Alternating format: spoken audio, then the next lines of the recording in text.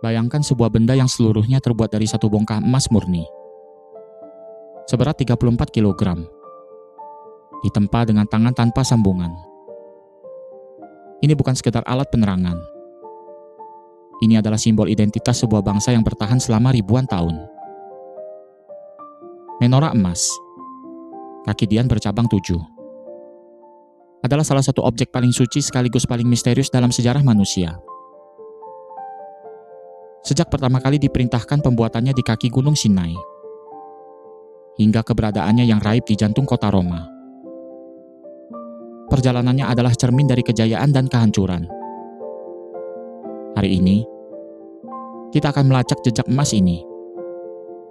Dari api yang tak pernah padam di bait suci, hingga teori-teori tentang di mana ia tersembunyi sekarang. Sejarahnya dimulai di tengah gurun pasir yang terik, berdasarkan instruksi yang sangat spesifik. Menorah harus dibuat dari emas murni seberat 1 talenta. Bentuknya melambangkan pohon kehidupan, dengan batang utama dan 6 cabang yang melengkung keluar. Di setiap cabangnya, terdapat hiasan berbentuk bunga badam yang sedang mekar, lengkap dengan kuncup dan kelopaknya. Menempa emas murni menjadi bentuk yang begitu rumit, tanpa menggunakan cetakan adalah sebuah keajaiban teknik metalurgi kuno. Para pengrajin masa itu harus memastikan bahwa ketujuh lampu minyak di puncaknya menghadap ke arah yang sama, melambangkan cahaya ilahi yang menerangi dunia. Di dalam kemah suci, dan kemudian di dalam bait suci yang megah di Yerusalem, menorah ditempatkan di ruang kudus.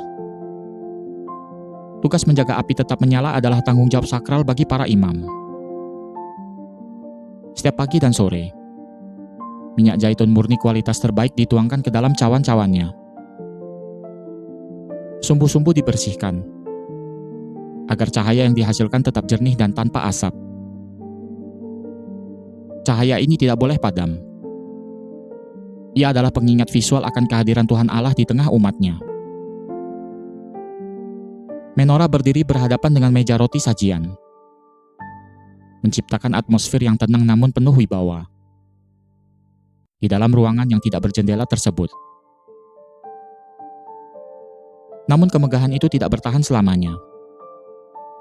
Pada tahun 586 sebelum Masehi, tentara Babilonia di bawah Raja Nebukadnezar mengepung Yerusalem. Bait suci pertama yang dibangun oleh Raja Salomo dihancurkan. Ribuan orang dibawa ke pembuangan. Dan harta benda bait suci, termasuk emas-emasnya, diangkut ke Babilonia. Disinilah misteri pertama dimulai. Apakah menorah asli ikut dibawa ke Babilonia sebagai piala kemenangan? Ataukah para imam sempat menyembunyikannya di lorong rahasia di bawah bukit bait suci? Catatan sejarah masa itu hanya menyebutkan bahwa perabotan emas dibawa pergi. Namun keberadaan spesifik menorah asli menjadi kabur. 70 tahun kemudian, harapan muncul kembali. Raja Kores dari Persia mengizinkan bangsa Yahudi pulang dan membangun kembali rumah ibadah mereka. Bait suci kedua pun berdiri. Meskipun mungkin tidak semegah yang pertama, menorah baru kembali ditempa sesuai dengan desain kuno yang sama. Selama berabad-abad, cahaya ini kembali bersinar melewati berbagai penaklukan. Mulai dari Alexander Agung, hingga kebangkitan kaum Makabe yang merayakan pembersihan bait suci. Peristiwa yang kini dikenal sebagai Hari Raya Hanukkah. Menorah menjadi simbol ketahanan nasional yang tidak bisa dihancurkan oleh waktu. Titik balik paling dramatis terjadi pada abad pertama Masehi. Ketegangan antara penduduk Yudea dan Kekaisaran Roma memuncak menjadi perang besar. Pada tahun 70 Masehi, Jenderal Titus memimpin Legiun Romawi menyerbu Yerusalem. Kota itu terbakar, dan bait suci kedua pun rata dengan tanah. Di tengah kekacauan, tentara Roma masuk ke dalam ruang paling suci dan menjarah isinya. Mereka mengambil harta yang paling berharga sebagai bukti kemenangan total atas bangsa yang pemberontak tersebut. Di antara barang-barang yang diarak keluar, yang paling menonjol adalah kaki dian emas bercabang 7. Kemenangan Titus dirayakan besar-besaran di Roma. Sebuah parade besar diadakan di jalanan ibu kota kekaisaran, di mana harta karun dari Yerusalem dipamerkan di depan rakyat Roma. Momen ini diabadikan secara permanen dalam pahatan di Arcus Titus, atau Ark of Titus, yang masih berdiri tegak hingga hari ini di Roma. Jika Anda melihat dekat pada relief batu tersebut, Anda akan melihat para tentara Romawi memikul menorah di atas bahu mereka.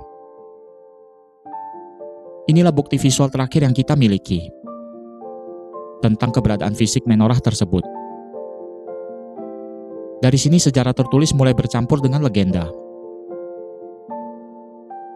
Setelah parade tersebut, Kaisar Vespasianus menempatkan menorah di dalam kuil perdamaian Templum Pacis di Roma. Selama hampir 400 tahun, ia tersimpan di sana sebagai artefak kemenangan. Namun kekaisaran Roma pun akhirnya goyah. Pada tahun 455 Masehi, suku Vandal dari Afrika Utara menjarah Roma. Mereka mengambil emas-emas kekaisaran, termasuk harta dari Yerusalem. Beberapa catatan menyatakan menorah dibawa ke Kartago, lalu kemudian dibawa lagi ke Konstantinopel oleh Jenderal Belisarius dari Kekaisaran Romawi Timur sebagai rampasan perang. Dari Konstantinopel, jejaknya menjadi sangat samar.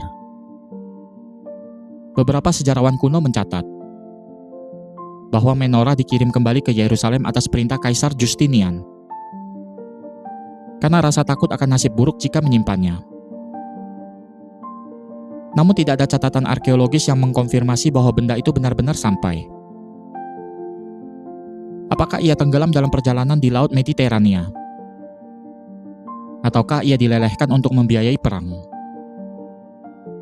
Ataukah seperti yang dipercayai sebagian orang, ia disembunyikan di gudang rahasia di bawah Vatikan?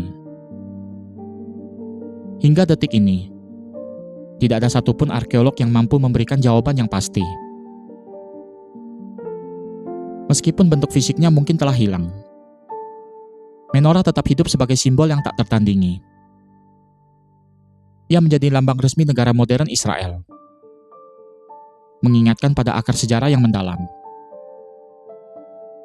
Bagi para sejarawan, ia adalah pengingat tentang betapa rapuhnya pencapaian manusia. Bagi para pencari kebenaran, ia adalah teka-teki yang terus mengundang rasa ingin tahu. Cahaya menorah mungkin tidak lagi bersinar secara fisik di sebuah ruangan gelap. Namun dalam sejarah dan seni, ia tetap menjadi api yang menerangi perjalanan panjang sebuah peradaban menuju masa depan.